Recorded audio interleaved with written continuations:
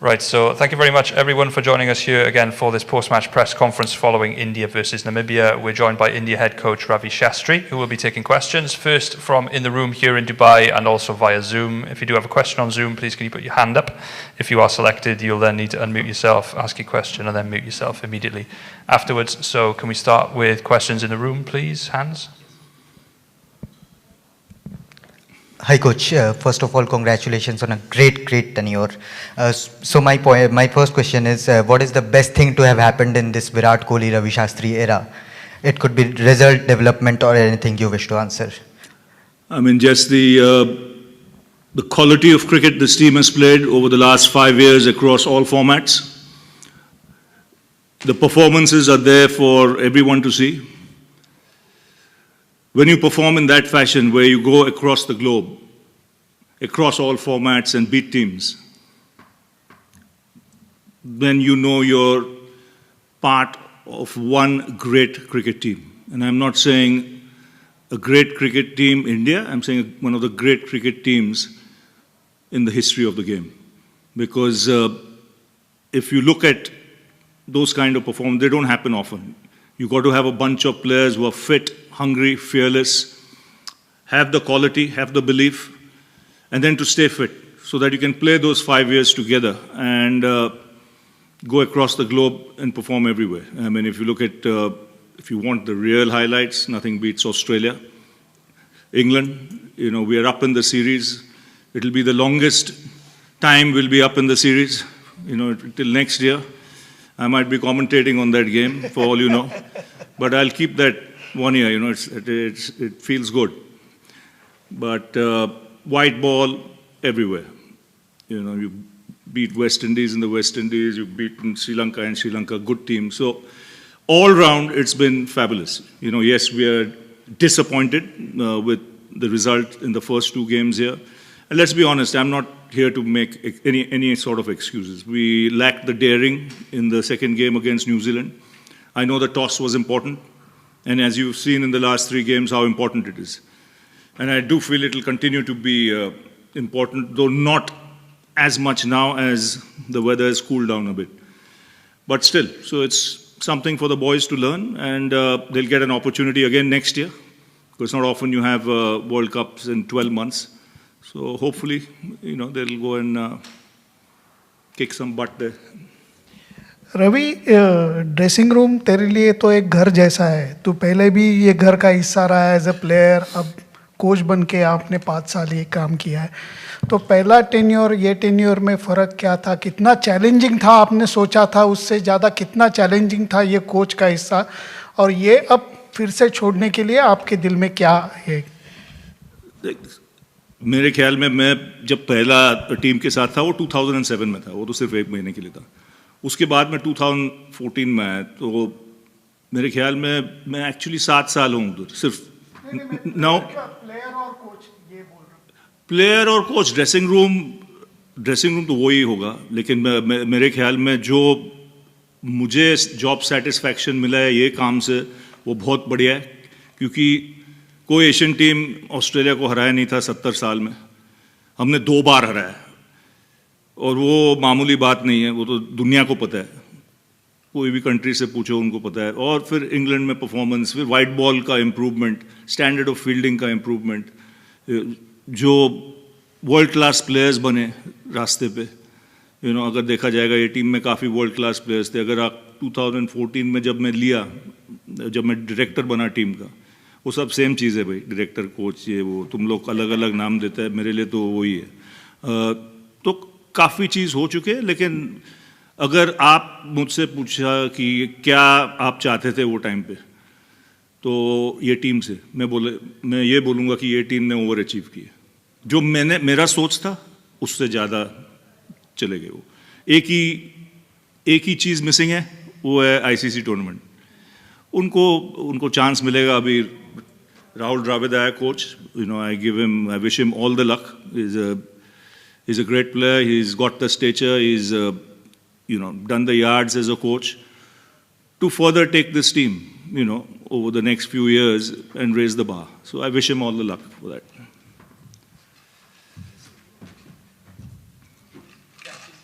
Hi, coach. We've often heard this team say that they have each other's backs and also seen them stand up for each other in criticism. Is it something that you saw organically develop in this outfit, or was it something you and Virat actively worked towards achieving? We actively worked toward the same way. We wanted trust in that dressing room. That's the only way you can get each other's back. We needed communication. We needed no finger pointing, at each other.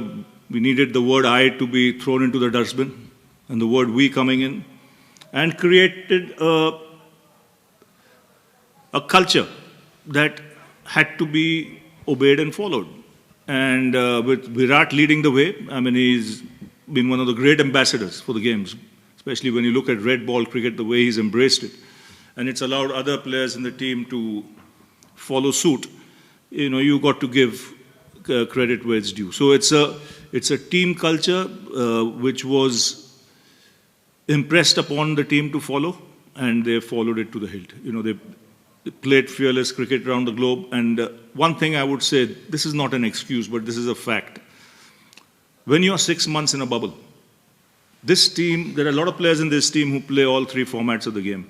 And in the last 24 months, they've been home for 25 days. I don't care who you are. If your name is Bradman, if you're in a bubble as well, your average will come down because you're human. This is not where something you just put petrol in the backside and then expect the guy to move on, in overdrive. It doesn't happen that way. So I think it's tough times. That's why I say, in life, it's not what you accomplish.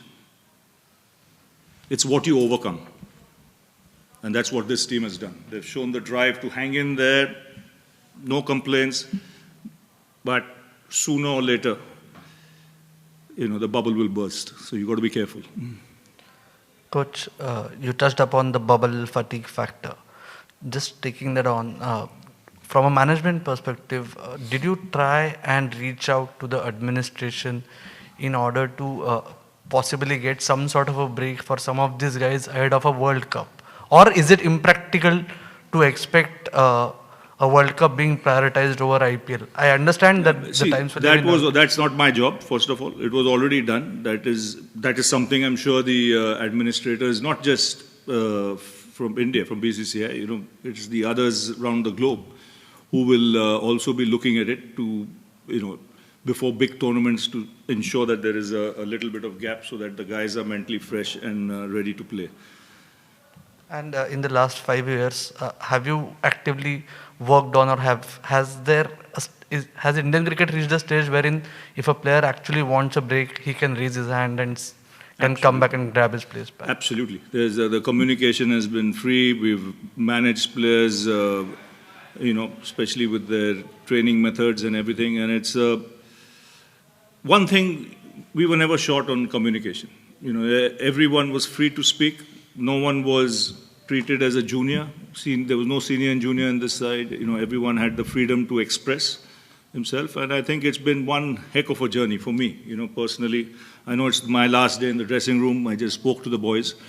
But I'd like to thank the BCCI, for giving me this opportunity, believing that I could do the job. And, I wish the coach coming after me all the luck. And I must thank in this also, all the committees that were there in picking me as the coach, including, Vinod Rai and his team for some time, the COA. So I'd like to thank all of them because they were all part of the journey. But one man I'd like to give special mention to. His name is N. Srinivasan. He was the man who insisted that I do this job in 2014. In fact, I didn't have the belief I could do this job. He seemed to have more belief in my ability than I had. And I hope I haven't let him down. So if, sir, you're listening, I got the opportunity and I did my work without any agenda. We'll take a few questions on Zoom now. Shamik Chakravarti. Hi, Ravi bhai. Congratulations on a great journey. Ravi bhai, Do you agree that Indian cricket is a little too obsessed with World Cups and winning tests in England and Australia would trump any ICC titles? I wouldn't know how to answer that. For me, everything is important. You know, if you're playing a big tournament, a big series, you play to win. So it's not happened this time. But it will happen another time for this team. They're far too talented not to, get something going or get something in big trophy in the hand soon. You know, just like they did in Australia twice, they're up in England now. The way they played white ball cricket in bilateral series. So somewhere down the line, things should go their way. The rub of the green should go their way. Srinivas Rao, you had raised hand, but I can't see you. If you're there, you can go ahead. If not, Rasesh Mandani and then Kushan. No, I'm here. Okay, go ahead. I'm here. Ravi, a word on Bharat Arun's contribution as bowling coach of this Indian team. What we have seen post 2018 since the tour of South Africa, and the kind of bowling unit that this team has, kind of gone on to put in place, arguably the best in the world. Fine is probably one of the, bowling attacks that India has seen. Your thoughts on Arun? See, I call him the guru of that department, and him and Sridhar have done an outstanding job. But I'll come first to Bharat Arun. He's been in the coaching space for almost 20 years now, if not more. And not only that, he's coached a lot of coaches.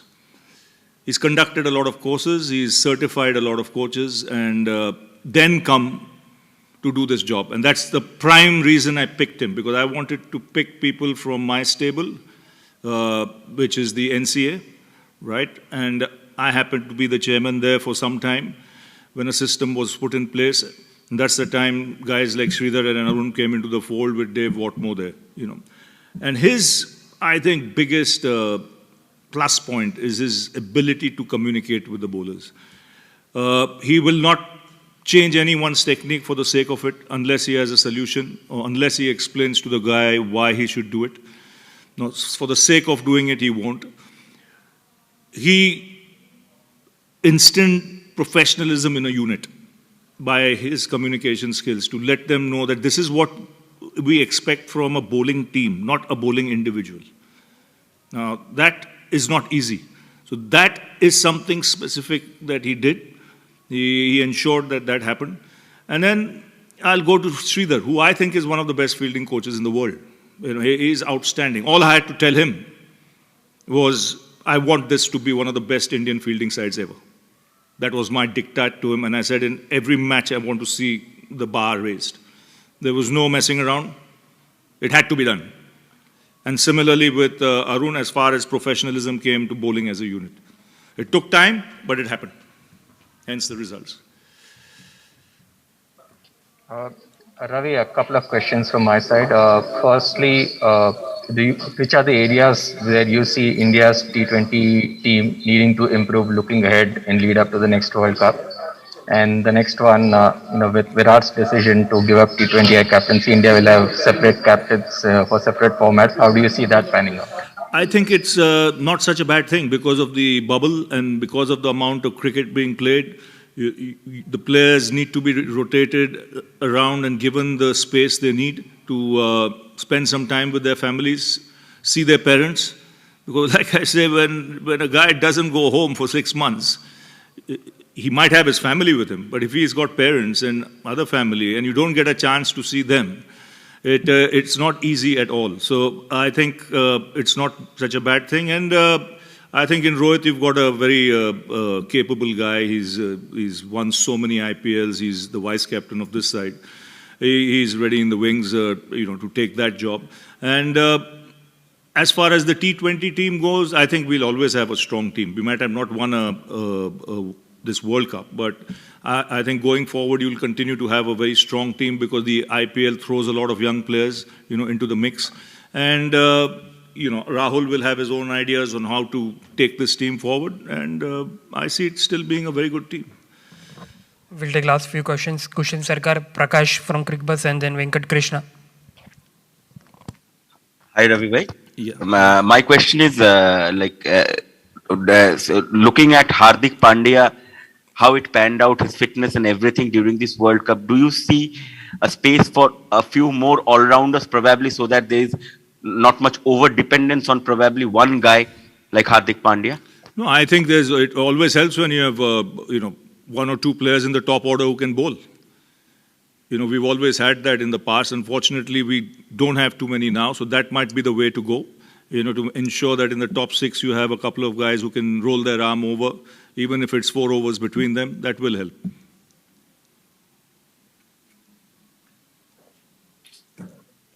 Ravi, in the lead up to the 2016 T20 World Cup, the Indian team played a lot of series together. Like they had a lot of time to get the team to play together in a lot of series. That's something that's not happened before this particular event. Do you think that has had an impact on the performances? They have played IPL, but it's not been together.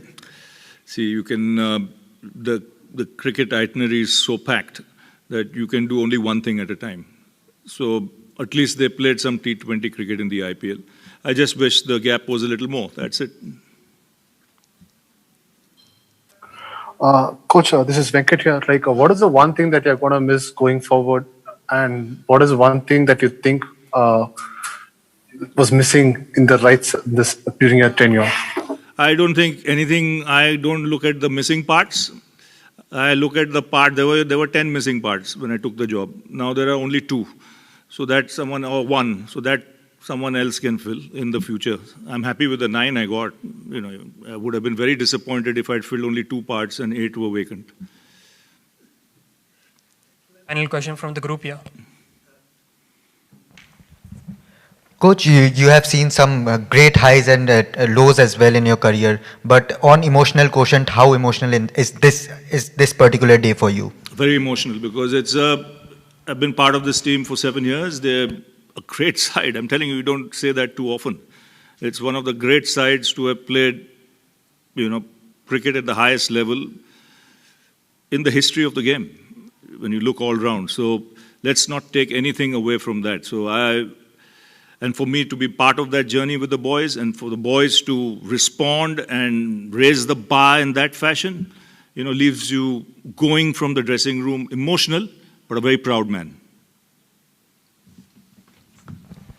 Thank you very much, everyone. That concludes today's press conference. Thank you.